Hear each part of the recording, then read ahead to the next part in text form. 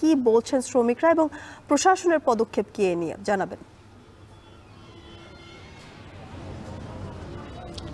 জ্যোতিকা, আমরা খুব ভোর থেকে কিন্তু আসলে সংবাদ সংগ্রহ করছি। আমরা এতক্ষণ মাসকান্দা বাস টার্মিনাল ছিলাম নগরীর, এখন আমরা ঢাকা বাইপাস এলাকায় রয়েছি, যেখানে 4টি জেলার কিশোরগঞ্জ, শেরপুর, নেত্রকোনা, জামালপুরে 4টি জেলার যে ময়মনসিংহ সহ 4টি জেলার যে বাস সেগুলো চলাচল করে। আজকে কিন্তু যেটা আপনি আগেই বলছিলেন যে বাস চলাচল করছে না, যার কারণে কিন্তু যাত্রী দুর্ভোগ কিন্তু চরম আকার ধারণ করছে এবং এই বাইপাস মোড়ে কিন্তু অনেকেই অপেক্ষা করছেন। আমি একটি পরিবারের কথা উল্লেখ করতেই হয়, সাদিকুল ইসলাম, তিনি তার মা, প্রতিবন্ধী ছোট বাচ্চাকে নিয়ে সেই ভোর 4টা থেকে বাইপাসে বসে আছেন।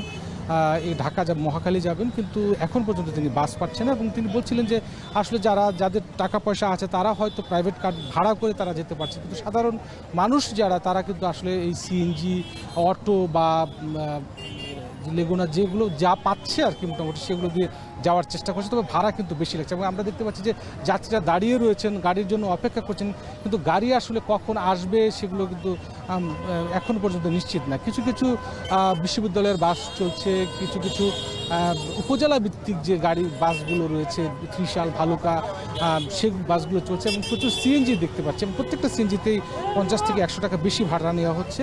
কোনোভাবে আসলে যাদের আজকে যেহেতু রোববার, অনেকের অফিস রয়েছে, অনেকে কর্মক্ষেত্রে যাচ্ছেন, ডাক্তার দেখাতে যাচ্ছেন, পরীক্ষা রয়েছে, সুতরাং নানান কর্মক্ষেত্রে যাওয়ার জন্য সাধারণ মানুষের দুর্ভোগ কিন্তু একেবারে চরম আকার ধারণ করেছে।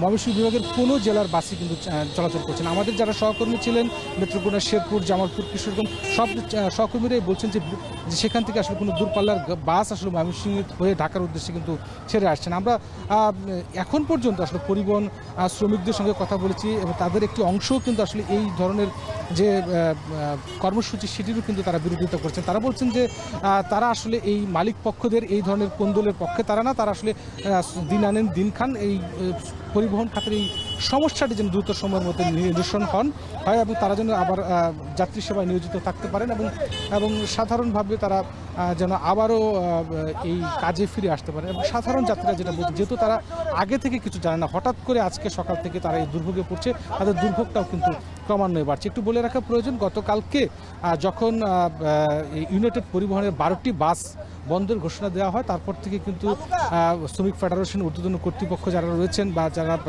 শ্রমিকদের নিয়ে কাজ করেন, তাদের নির্দেশে আজকে কিন্তু সকাল থেকেই সমস্ত বাস সার্ভিস কিন্তু বন্ধ রয়েছে ঢাকা ময়মনসিংহ রোডে এবং এখন পর্যন্ত প্রশাসনের কোনো উদ্যোগ আমরা দেখতে পাইনি, আইন শৃঙ্খলা বাহিনীদেরও আমরা দেখতে পাইনি। এটি নিরসন আসলে কখন হবে এখনও কিন্তু অনিশ্চিত রয়েছে। জ্যোতি, ঢাকা ময়মনসিংহ সড়কে বাস চলাচল বন্ধ, সে খবর জানাচ্ছিলেন সহকর্মী ইমতিয়াজ আহমেদ।